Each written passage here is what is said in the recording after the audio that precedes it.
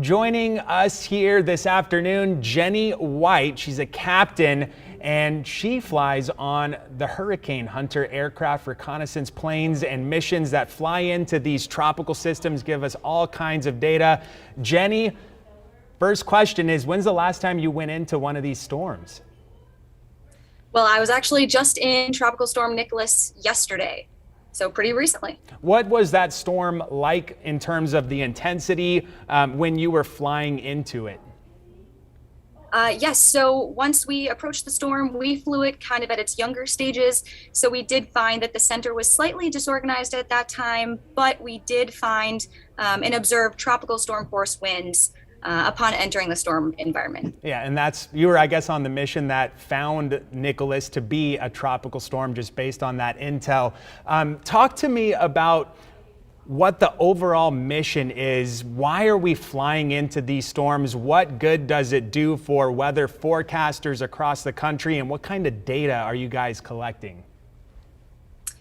Yes, so we fly through the storms just to get data that maybe we can't pick up otherwise with the models or with a satellite or with the radar. So we go in first person to see exactly what the winds look like. We gather wind speeds at flight level. We have some instruments to observe wind speeds at the surface.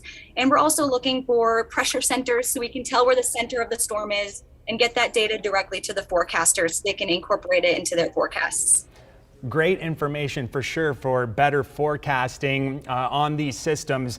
What are some of the things that you firsthand personally do, hands-on experience while you're up in the air with one of these aircraft?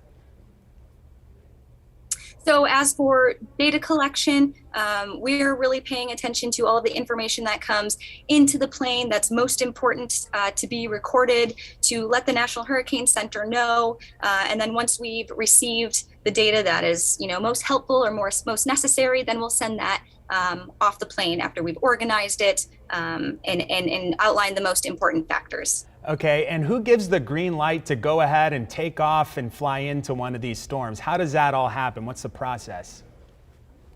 Well, we will get notified from the National Hurricane Center that they would like more data on a storm, and then we prepare all of our crews here and determine a route, what we believe the best route to get the best data to be, and then we take off and fly what we've planned to do and get the data that the National Hurricane Center has requested.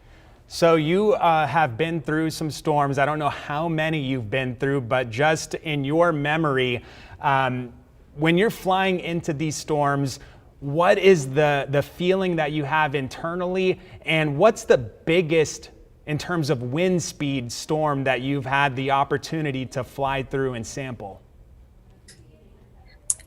So as for you asked for the feelings internally? Yeah, how do you feel when you know you're about to go into a big storm?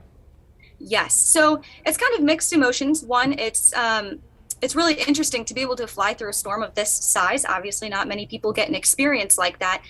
So there is some, excitement associated with it. But on the other hand, kind of some more sombering emotions because, storms of these size do affect people on land negatively. So it's really a balance of, understanding the consequences of these storms. And understanding how important the mission is to get them the correct data to go into the forecasts. And to answer your second question, I flew some of the storms last year and we saw flight level winds get to over 100 knots sometimes.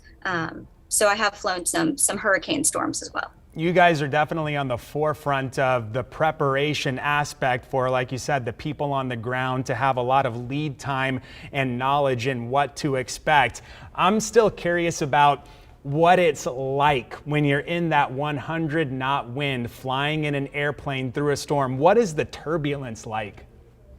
So it can really vary. It depends on the storm size. It just depends on how well developed it is. Sometimes you'll feel some bumps and some turbulence when you're flying through larger storms, and sometimes you'll feel those bumps when you're flying through smaller storms as well. Sometimes you can, yeah. So just from a comparison perspective, I fly commercially from time to time. I'm sure you have too. A lot of people have. Is there any type of resemblance to the turbulence? Is it way bumpier on the hurricane flight than it is like, on just a regular jetliner? Are they comparable, or is the hurricane flight a totally different level? So again, it varies on some of the storms. Sometimes it is comparable to, maybe some light turbulence you'll get on a commercial flight, and then sometimes it is greater turbulence than you typically feel on a commercial plane. But it really just vary with the size of the storm and the wind speeds and the formation of it. But I've seen both sides. I've seen some smoother storms, and I've experienced some more turbulent storms as well. That's interesting. I'm gonna have one more question for you, Jenny, and that is, I'm going to ask, what has been the most memorable experience that you have had in your time flying through these storms?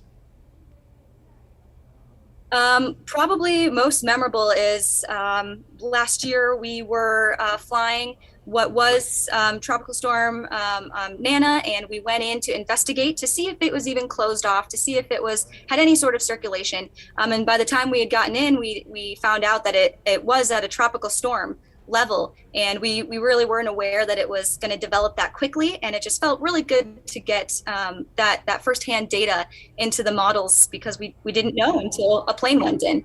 Yeah, and that storm actually hit just south of Corpus Christi last year. So strange world, right? You helped figure out what that storm was doing before we could even see it. Hey, Jenny, thank you so much for your time. I know you're busy along with us here in Corpus Christi with Nicholas right now. But again, thank you for sharing some of this insight with us.